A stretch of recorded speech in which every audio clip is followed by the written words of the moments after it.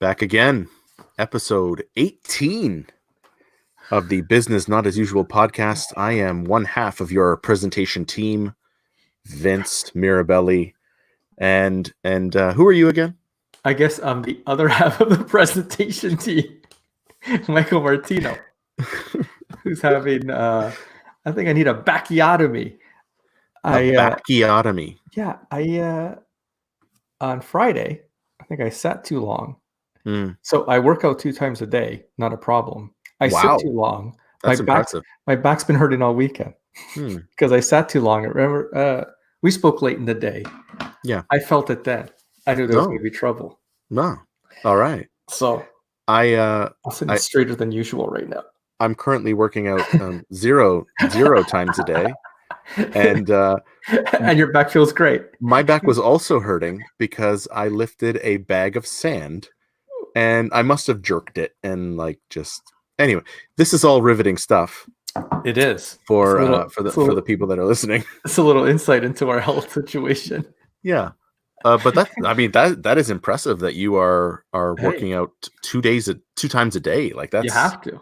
I mean, it's like Friday Night Lights. I'm 2 days.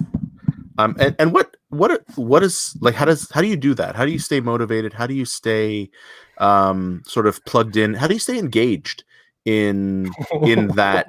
Well done, sir. Well played, sir. How do I, you know why I'm engaged, Vince? Why? Because I want to do it. Oh, I want to do it. I want to participate in said working out. And so I make an effort towards it. Maybe that would make an interesting topic for today's episode, the subject of engagement. Yes, you did a do you like that? Segue into that. I was giggling so much. I'm getting solid at that. But not only the concept of engagement, but part and parcel with that is the idea of recognition. Yes. Right. And this is going to be another one of those topics that I think will transcend just the transformation space, but is really about business in general and how the business is structured and all the way back to culture. But we'll talk about, recognition, rewards, but let's talk about engagement. So what does that mean to you, Mikey? So first, before I start, you're right. This is, we've been talking about transformation, but this is, company wide. It's what this goes beyond just a project. So engagement, I think what it means to me, and I think what it means to other people are two different things. So sure. Engagement in your work or in the program is, which was a great question that you asked. How do you stay engaged in working out? Is because I want to do it.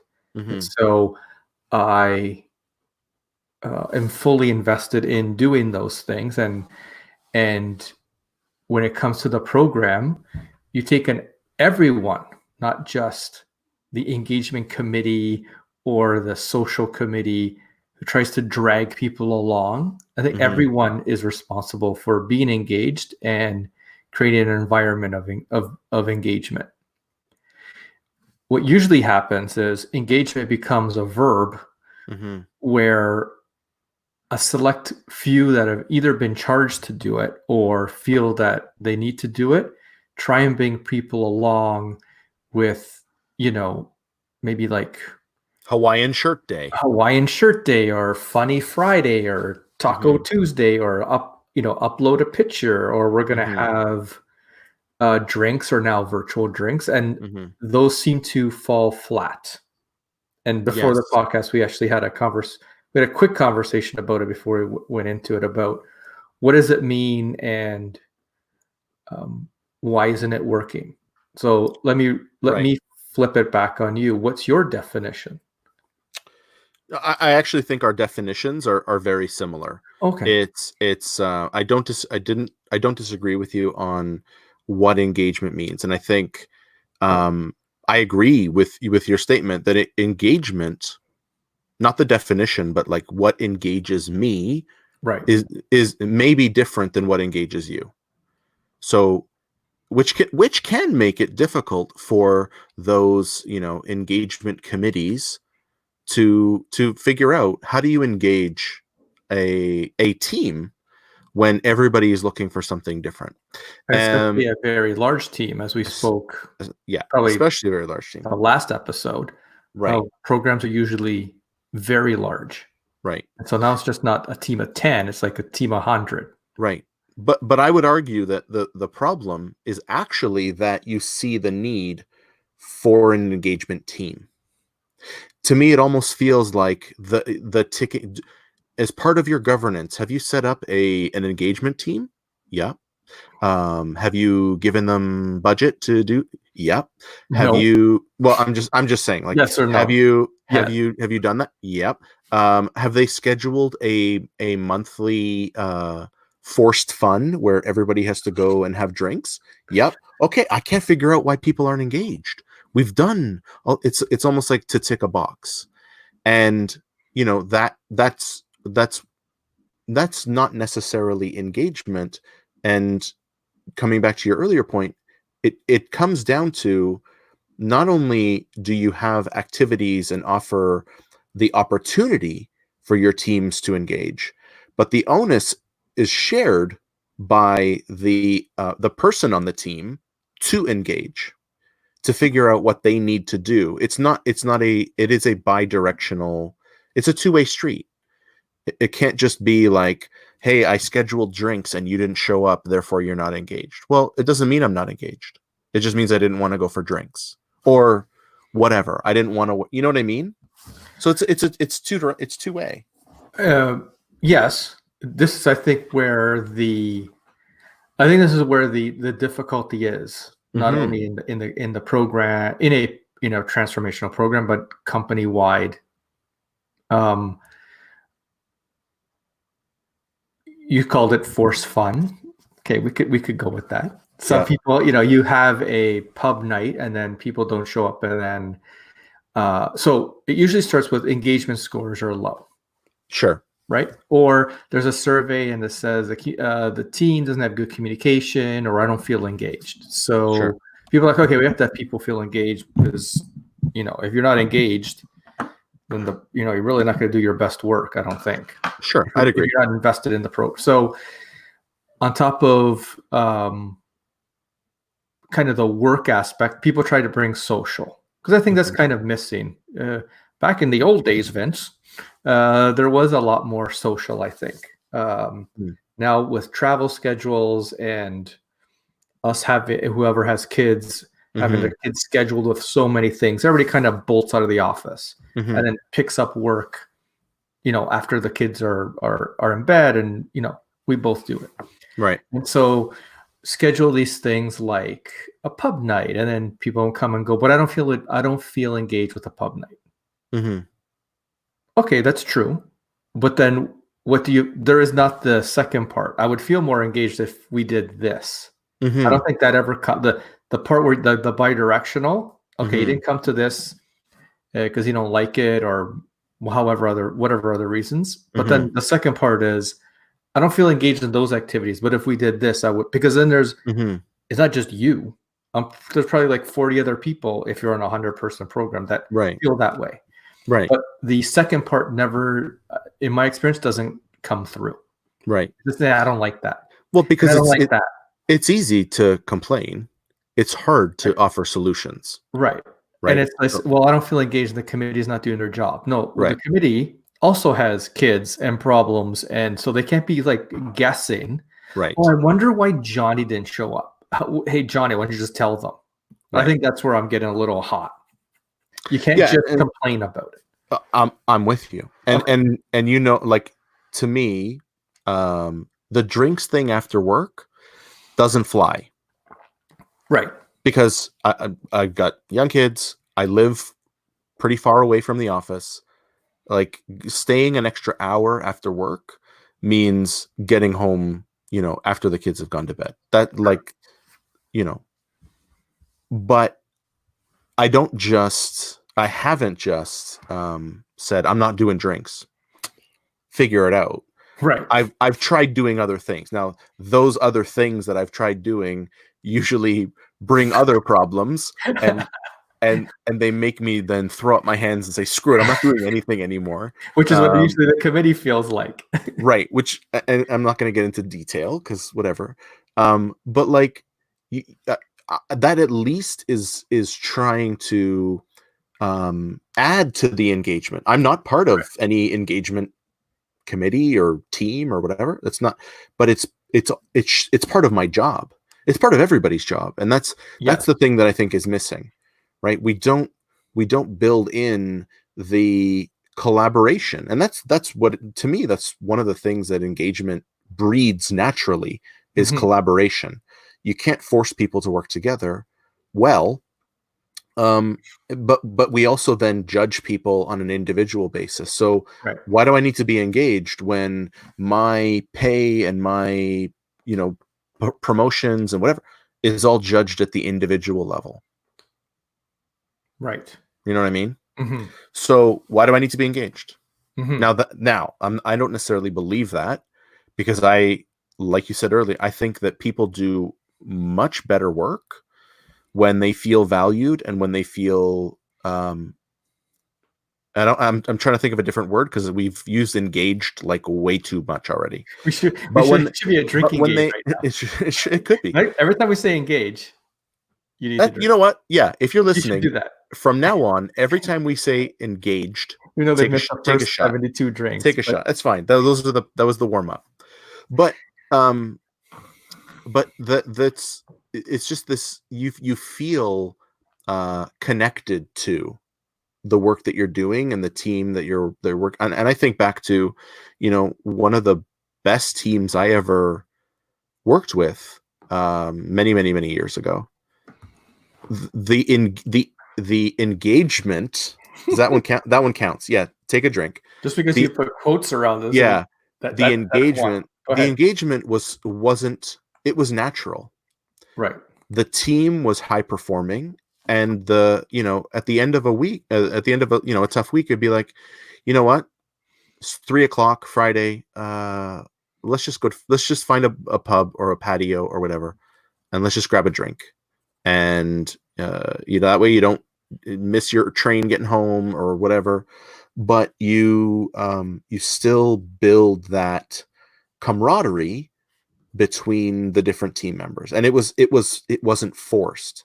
And that's why I come back to that idea, the idea of forced fun. It wasn't forced. It was just, you Yeah. enjoyed working with the people that you were working with, and you wanted to hang out with them socially.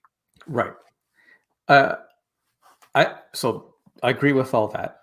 Hmm. One of the things that I think people are probably like, why you guys carried on about this? It's just work. You got to go to work and you got to figure it out. Hmm. So, why does anybody need to be engaged, or why need to take, why do any social aspects if that's part of your engagement drink uh, plan? And one of the things I do want to say is you can get caught working with someone that you disagree with all the time. Hmm. And then when you get into a meeting, you're automatically, both of you are at odds just because. And there's been many times where we've gone out for these, we've done something which is outside of work, and I really got to know the person, which then breaks down the walls, which then, not even talking about, we're talking about where they grew up, how they grew Hmm. up, and now there's a level of trust there. And when you have a Hmm. level of trust, you actually get to go faster, Hmm. because when you don't trust each other, the program grinds to a halt, because there's no one, everything needs to be argued out, as opposed to, Vince, if you say something, I'm gonna go with it because I trust you, as Hmm. opposed to, I don't trust Vince, so I'm always gonna question everything he says. So a 1 minute conversation turns into like 3 days. So Hmm. um, that's what I think is important, and I think tapping into how you get that engagement is important, Hmm. which I think is not what no one has figured, in my experience on all the transformations I've been on. That's the thing that hasn't been figured out. because it's hard, and it's hard because it forces you to ask potentially painful questions. You know what I mean? Like such as why don't you trust that person? Right. What about them? Like I think to, people that I've worked with in the past that you hear later on is like, did you know that there was a rumor, and rumors are the worst, but whatever. Yes. Did you know that there's a rumor that you guys hate each other? I was like, why? Why? Like, Right. no, I don't hate that person. I said, but you guys argue all the time. Right. Well, we disagree. We discuss it, but it's not coming from a place of hate. It's just different perspectives. But because there's that tension, people immediately just assume, oh, you guys hate each other. Right. Let's keep them apart. They hate each other. No, we actually, and the particular person that I'm thinking of, like, we actually made the work that we did together better. Right. Because of that tension, we were able to take that lump of coal and turn it into a diamond. Right.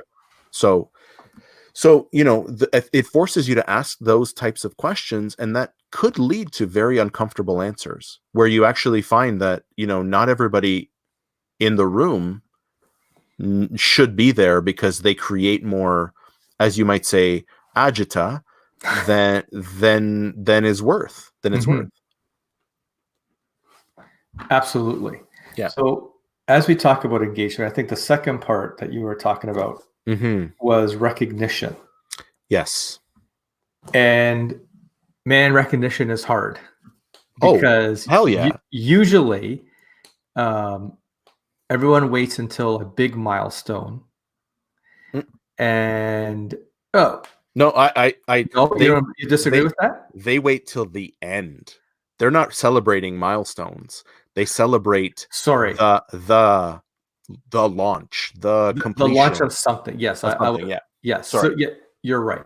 They don't celebrate along the way. No. They wait until the launch, and then some wait until the launch is successful, air quotes, and then they'll do something. But then it's at a very general level because everyone pulled together and everybody was a team, which is true. But I think there has to be recognition also at the individual level for people that, willed the project to get launched. I think that gets lost. And then those people become disengaged. Because 800,000%. I agree. Yeah. Sorry, you were going to finish there. No, I mean, and so there needs to be a way to recognize the team all the way along, but also individuals that are contributing. And everyone knows who they are because everybody talks about it, except when the big celebration, no one talks about it. Right? Well, yeah, because that's when the muckety mucks get to talk and celebrate the success, and they thank, the people below them who were successful or who were involved, and maybe one level down, but the people that actually, like, executives aren't doing the heavy lifting of a program or of a project. They are clearing the way, but they're not managing the project on a day-to-day. That's the work that I think we need to celebrate, and often gets overlooked. And you're right, leads to a tremendous amount of disengagement from that individual or that team who was like, okay, but why did Johnny, my boss Johnny, get celebrated? Right. Why did his or her boss get celebrated? But I'm the one who was the project manager. Where's my attaboy or attagirl? Like, where's that? Yeah. Right. So what would be a celebration? Where do you see those natural celebration points after every cycle of an MVP, or is it every sprint cycle where there's you give shout outs to people that have during those 2 weeks really moved the needle for the entire team? Is that what it is? Yeah, I mean it's contextual. I think. So for me to give an answer, to say, well, you should do it every 2 weeks, like, or you should do it at the end of a sprint, like that's difficult to do. But I think what's important is that the context of your recognition and reward matches that of your either existing cultural paradigm or your aspirational one if you're trying to Right. change the culture. So, do I think it's a good idea to celebrate at the end of each sprint? Well, if your sprints are 2 weeks, maybe not, because like Mhm. not enough time has passed, and it's going to feel like you're just constantly celebrating, and it's going to become meaningless. To do it every month or every quarter, I think might make a little bit more sense. But again, it comes down to the contextual. Right. I would say at the very least, especially if you're working on like a waterfall style project where you've got these big sort of phases, there should be some sort of recognition or celebration at the end of each phase, because that, to me, Mhm. those are the milestones. And that's like, yeah, we made it through this gate, or we made it through, the planning phase, or we made it, like, those are things to be celebrated. And that does give you the opportunity to call out those individual contributors that were high performers in those phases, because somebody who is a high performer during planning may not be Mhm. during execution or closure, right Mhm. there. And so it gives everyone a chance to be recognized for what they bring to the project, but doesn't then become meaningless, like, oh, it's my turn to get employee of the month, like, because then it's just like, it's Right. meaningless. It's meaningless. That was a good point that you made, especially when no one celebrates anything until the end Hmm. of a very long, even if it's a phase of a larger program, those phases sometimes could be a year Of if you're on a course. 4-year program, right? Of course.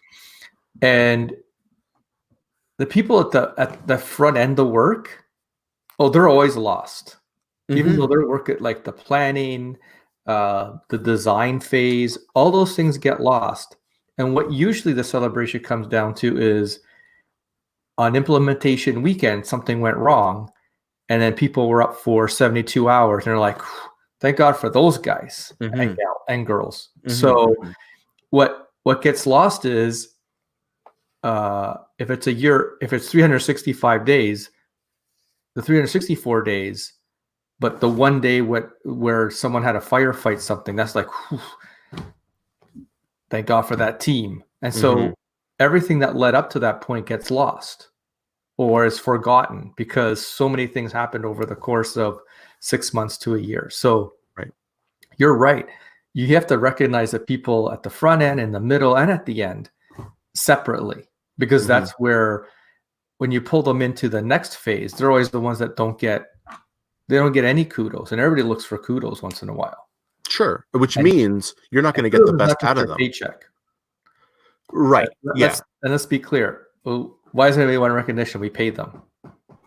Yeah. Okay. I mean that old school mentality, but it's still around. Well, and I'll say with everything that's going on with COVID-19, and like, that's gone, because now I'm not limited to where I work based on geography.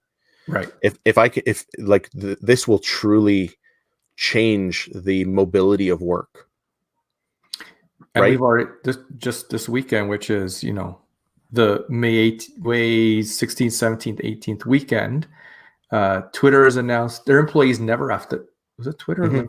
They never No, have to go back. it was Twitter. Twitter. They never have Yeah. to go back ever. Yeah.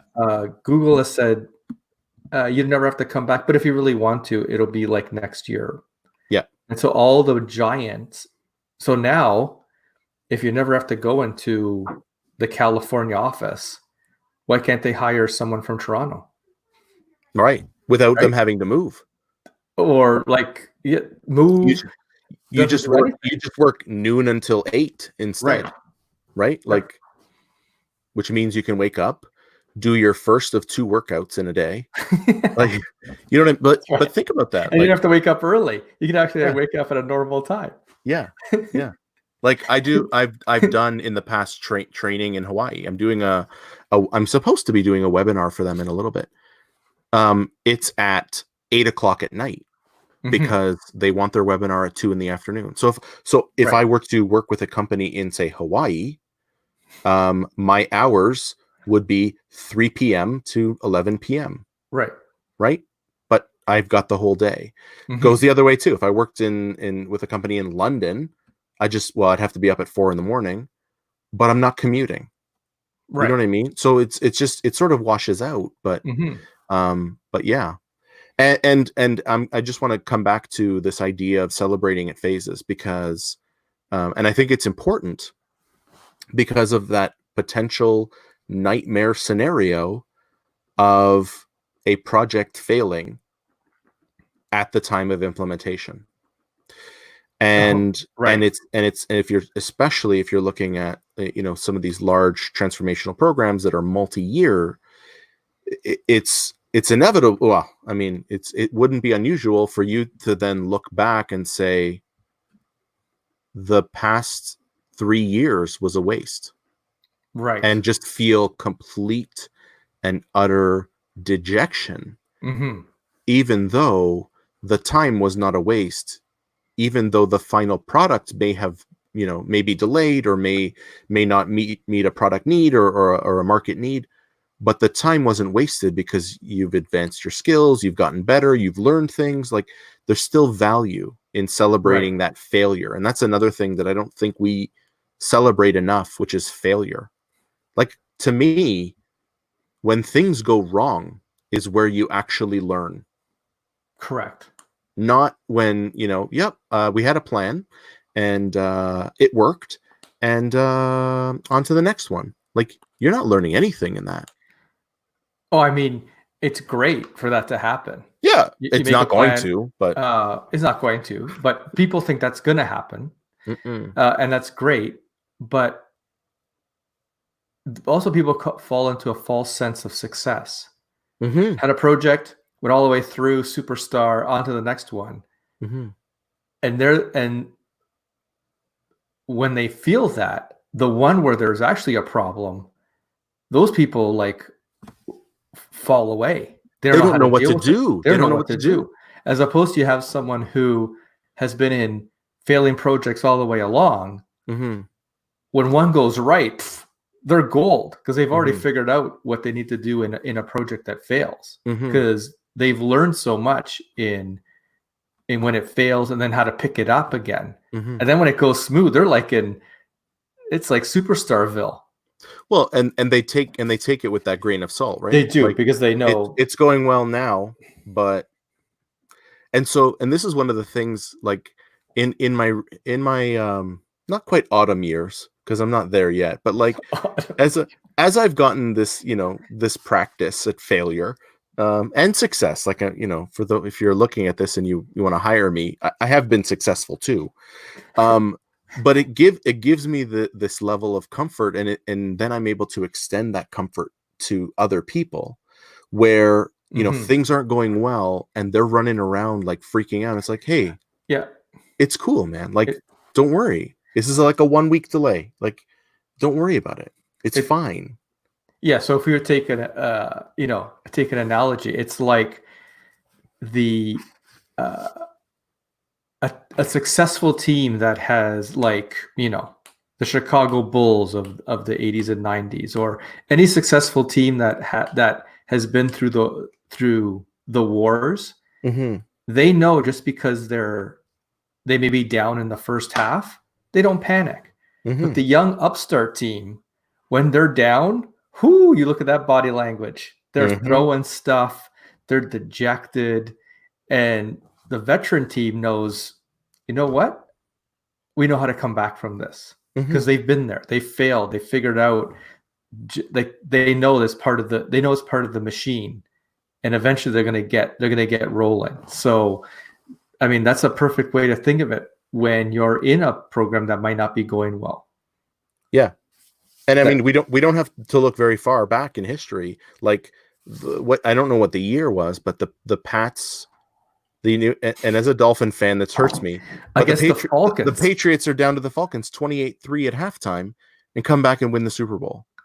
Who cares what the score was at halftime? Right. Right? Like, So, but now, I mean, they've had some years of excellence. I really, again, as a Dolphin fan, I hope I know those it's years are painful. over.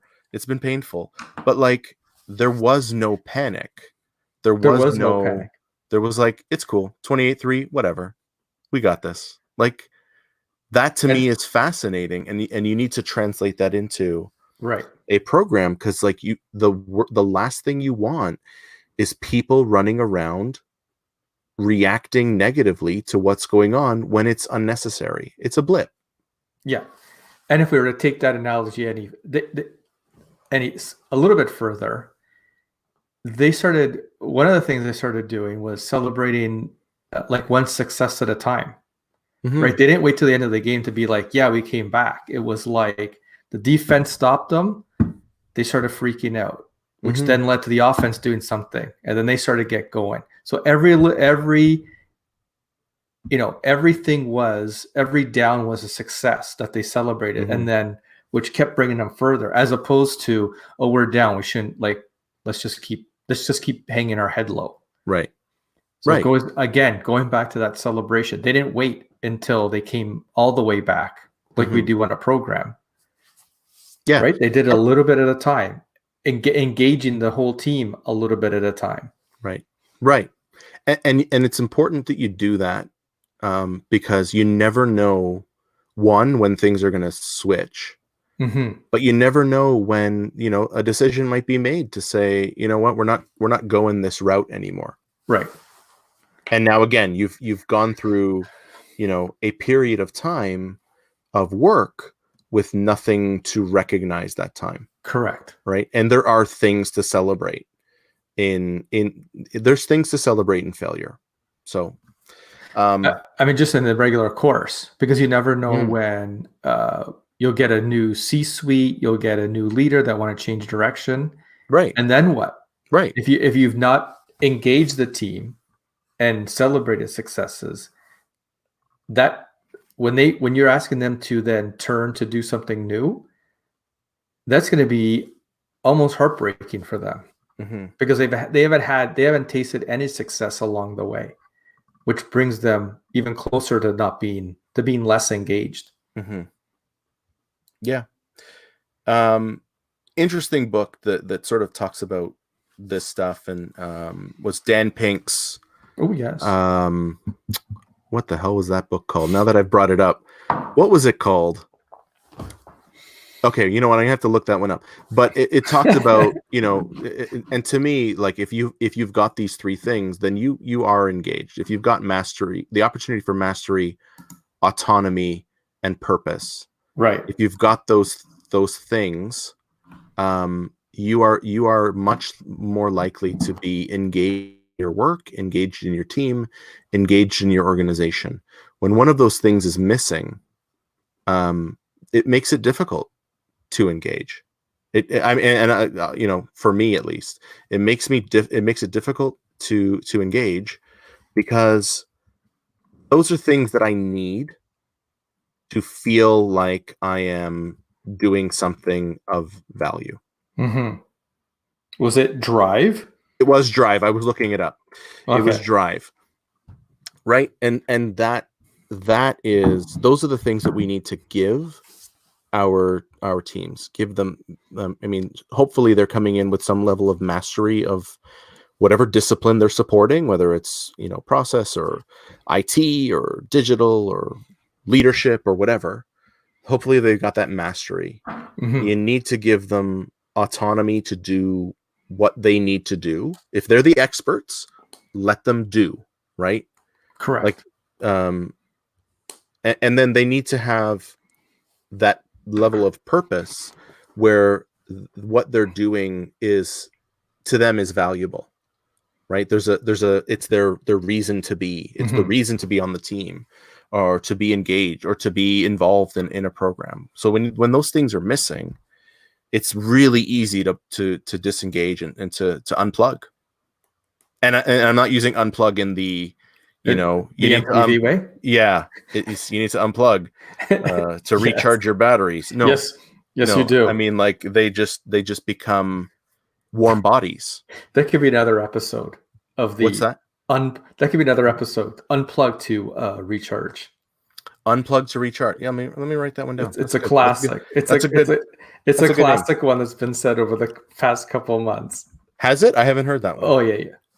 Unplug to recharge. Which is All right. hilarious in 2020. Oh, you mean like not using your phone and stuff? Oh, not be on the internet. Oh, so no. you can recharge yourself. Like, No. I don't know, you're gonna go outside and stand on the grass and be grounded or something and come back Monday morning refreshed or some crap. I don't know. But yeah, that sounds awfully new age. Not for me. Not for me. Not for me either. Just give me Wi-Fi and a device. Seriously. And let me research away and like just leave me alone. Right. Exactly. Excellent. Well, I think that's a good place, unless you've got anything you want to add.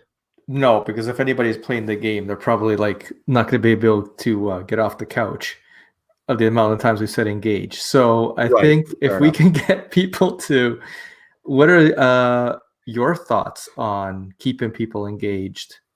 And when have you experienced good times of when you celebrate over the course of a long kind of project? Yeah. So engagement is critical. Without it, you are you may deliver your product or your process or your service, but you're not actually you're not doing good. You're not putting good into the world. No. So you need to have, I would rather have an engaged team that needs work than a high performing team of just douches. So that's like in life, but yeah, yes. I'm just saying, saying.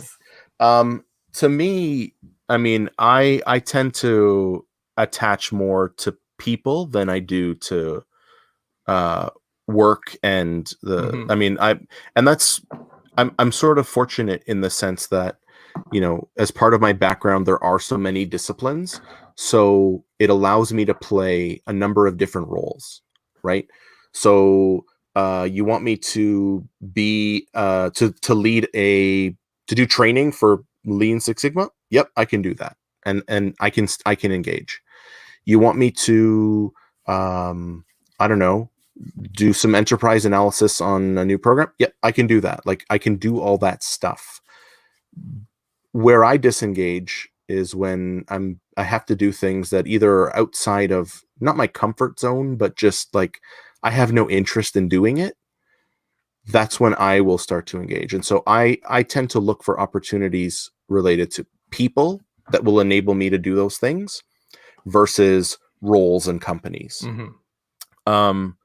So it's I you know, present company aside, of course, because we used to have so I'm like spinning here. In a previous episode, previous iteration of this podcast, it used to be called, or I wanted to call it at least, Two Idiots Having Coffee Talking About Business, because that's what it was. It was just like, Mike, you want to go get a coffee? And then we would just talk about stuff. Right. And then we're going back 5 years at this point. Agreed. So like, you know, someone like you, I would rather pick up dirt all day if we could hang out and just chat versus, you know, being in a stuffed shirt for someone I don't like. Right. Like, and that's not just about you. You're a good dude, but you know, it's more about the person and what they need and what you can do. And if there's congruence there, you have a thing of beauty.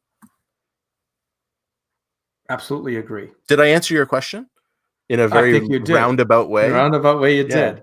Okay. How about you? What does that mean? What does that mean to you? Like, when's the last time you felt engaged? I'm engaged when I'm doing the things that I like.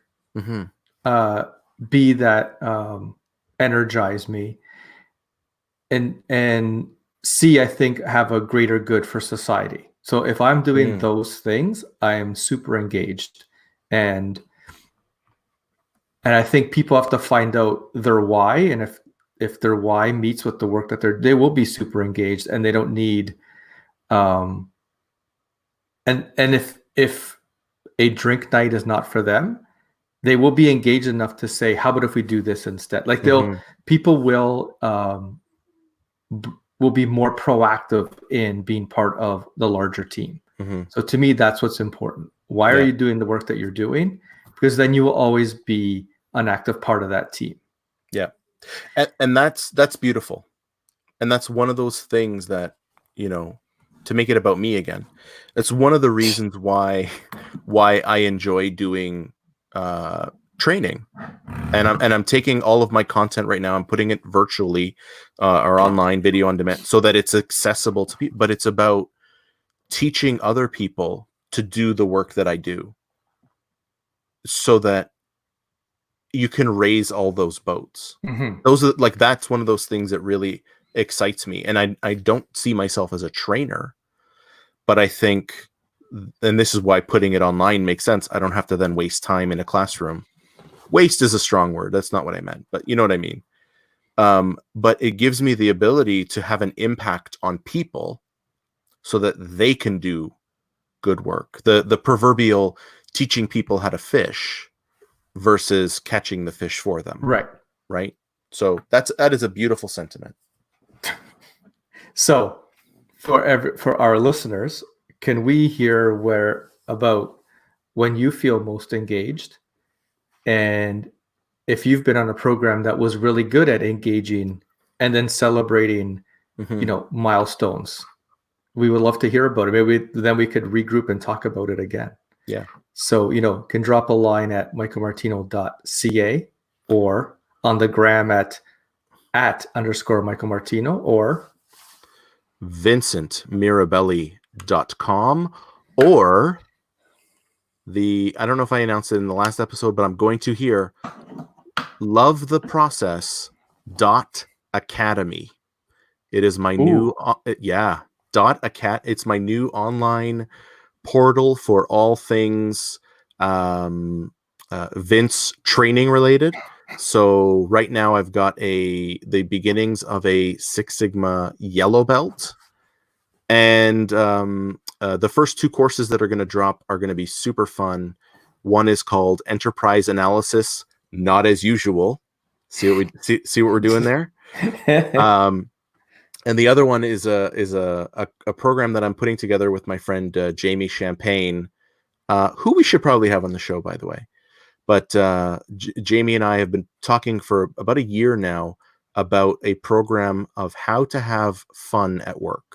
So it's the Fun at Work Masterclass. I would think that's a good follow-up to this episode. Yeah, so we'll have to see if we can get her on. The how to have more fun at work, because we have actually, this fun is not about silly ties and Hawaiian shirts to bring things full circle. There's an actual business case for fun at the individual, at the team, and at the enterprise level. And so we are going to be teaching people and organizations how to have fun at work while also benefiting their bottom line, which ties into this. So yeah, maybe we should get her on in the next episode. Yeah, it would be a good part deux to this. All right, excellent. And with that, this has been the Business Not As Usual podcast. We will see you in the next one. All right, see you next time.